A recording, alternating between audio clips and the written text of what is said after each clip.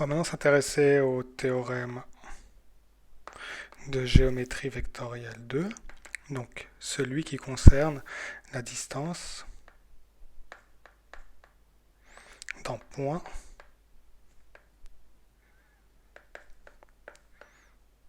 à une droite. On commence par la proposition.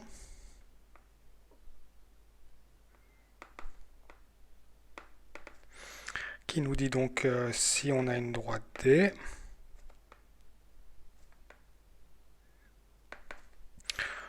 définie par une équation cartésienne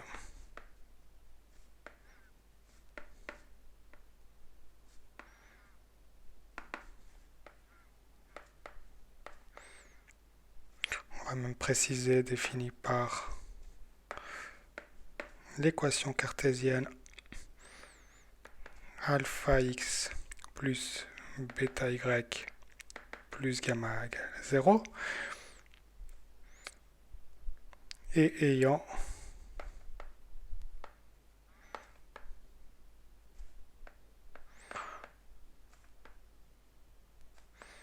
pour vecteur normal n alpha bêta, bien sûr on retrouve le alpha et bêta qu'il y a dans l'équation cartésienne. Maintenant, soit P x0, y0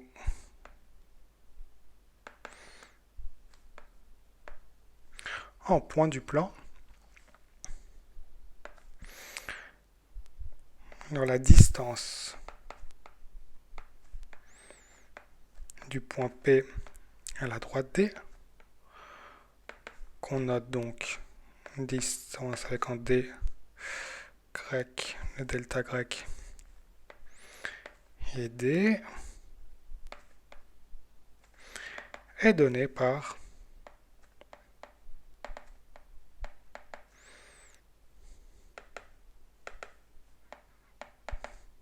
on remplace les coordonnées de P dans le membre de gauche de l'équation de la droite, donc alpha x0 plus bêta y0 plus gamma. On prend la valeur absolue et on divise ça par la norme du vecteur normal alpha au carré plus bêta au carré. Alors pour démontrer ce résultat, on va avoir besoin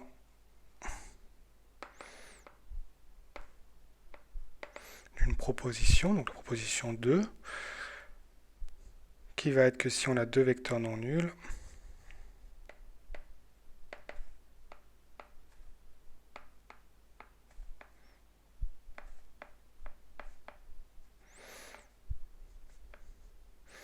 deux vecteurs non nuls du plan,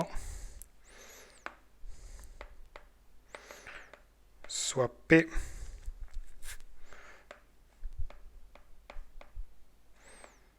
le vecteur résultant de la projection de A sur B,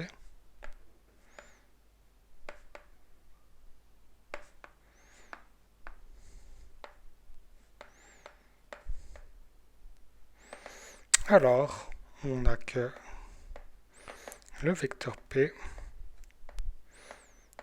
est égal au produit scalaire de A et de B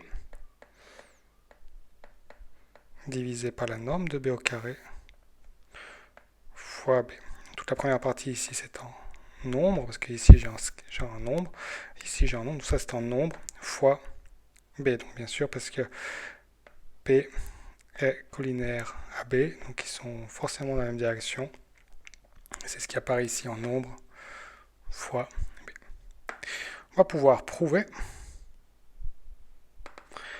notre première position. Donc on prend deux vecteurs. On va juste en fait retracer la situation. Ça va être une partie qui est importante. Donc on a la droite D. Je vais prendre un point A qui est sur la droite. je vais placer le vecteur normal ici. Alors, le vecteur normal peut être placé n'importe où, mais ici c'est pour qu'on puisse bien voir ce qui se passe. Ici j'ai un point P x0, y0. Ici je vais avoir la distance, en fait je vais avoir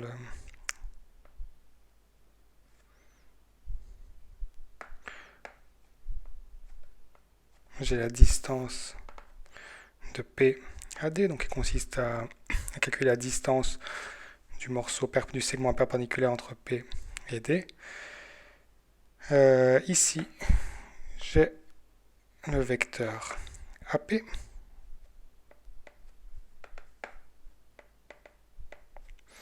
Et enfin,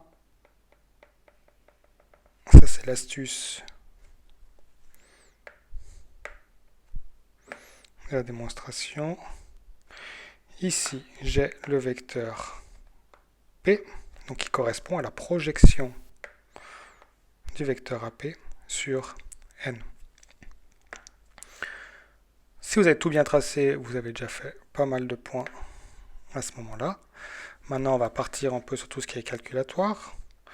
Donc, ce qu'on remarque, c'est que la distance de P à D, qui est égale donc à ce morceau-là, comme ici j'ai un rectangle, ce morceau-là est égal à ce morceau-là, et la longueur ici, c'est la longueur du vecteur P. Et comme P, c'est la projection de AP sur N, je peux remplacer ça par notre proposition. Donc c'est AP fois N sur la norme de N au carré fois N. Et je dois prendre tout ça entre double barre. C'est-à-dire que je prends la longueur de tout ça. Donc j'ai juste remplacé P par ce que me disait la proposition ici. Et j'obtiens une formule. Alors on avait dit que tout ce qui était ici, c'était en nombre. Ici, j'ai un vecteur. Donc si je dois avoir la norme, c'est pareil que de prendre la valeur absolue du nombre fois la norme du vecteur. Je rappelle, si le vecteur est longueur 2 et que je le multiplie par 3, le nouveau vecteur, il aura 3 fois la norme de n, donc 3 fois 2, donc 6. Puis si j'avais multiplié par moins 3, j'aurais pris la valeur absolue de moins 3, donc 3 fois la longueur de n qui était 2, ça m'aurait donné aussi 6. Donc ça revient à faire la valeur absolue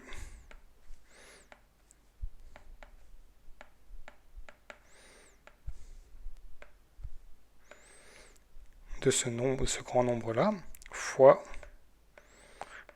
la norme de n. Maintenant, qu'est-ce qu'on remarque? Si j'ai un nombre, ici j'ai un autre nombre, je prends la valeur absolue de tout ça, mais la valeur absolue d'une fraction, c'est pareil que la valeur absolue du numérateur, divisé par la valeur absolue du dénominateur, mais n au carré, il est toujours positif. Donc finalement, c'est pareil que AP fois n, le tout sur n au carré, fois n, et puis là, qu'est-ce que je vois? C'est que je peux simplifier le n ici avec le carré du n en bas. Ce sont deux nombres qui représentent chacun la norme de n. Et j'obtiens donc quelque chose d'un peu plus simple qui est AP fois n sur la norme de n. AP fois n, ça, je peux le calculer. Je peux calculer les composantes. Donc c'est les composantes de P moins les composantes de A.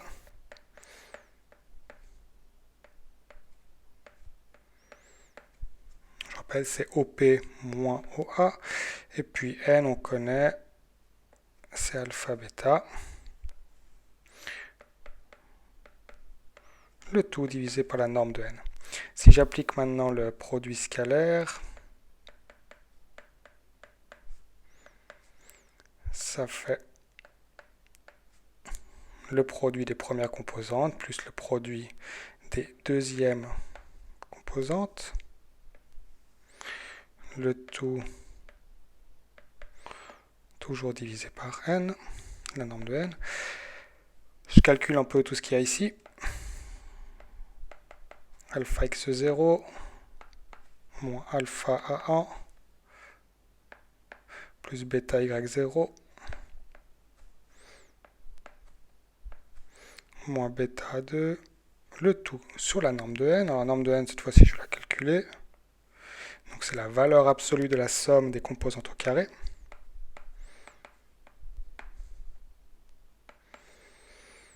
Et maintenant, j'ai une petite particularité. Je sais que A fait partie de D, donc ça implique que quand je remplace ces coordonnées dans l'équation, j'obtiens bien 0. Donc si je fais A1 alpha plus A2 bêta plus gamma c'est égal à 0. Et si je réécris un peu ça, ça veut dire que gamma est égal à A1, j'ai oublié le moins, est égal à moins A1 alpha moins A2 bêta. C'est exactement ce que j'ai ici.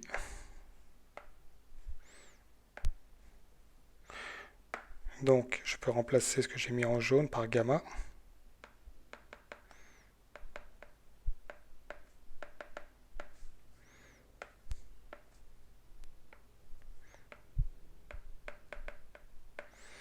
Ok, ça conclut cette partie de la démonstration. Je vais finir avec une dernière proposition. Ah non, en fait il n'y a pas de dernière proposition dans celui-là. Je vais juste préciser un peu ce que j'ai dit à l'oral ici. Ici, c'est une propriété de la norme. Alors, il faut la connaître. Il faut être capable de l'expliquer comme je l'ai dit à l'oral. Ici, on a une propriété de la valeur absolue.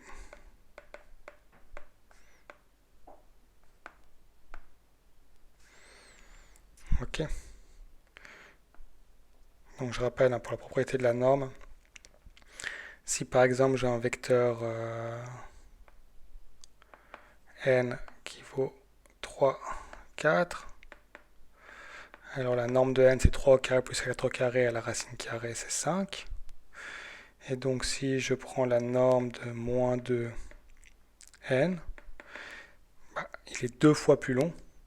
Donc c'est pareil que la valeur absolue de moins 2 fois la norme de n, ce qui est égal à 2 fois 5, ce qui est égal à 10. Par exemple, ça sera un exemple pour montrer pourquoi, cette propriété-là, où en fait la double barre ici se transforme en une valeur absolue sur le nombre fois la norme du vecteur.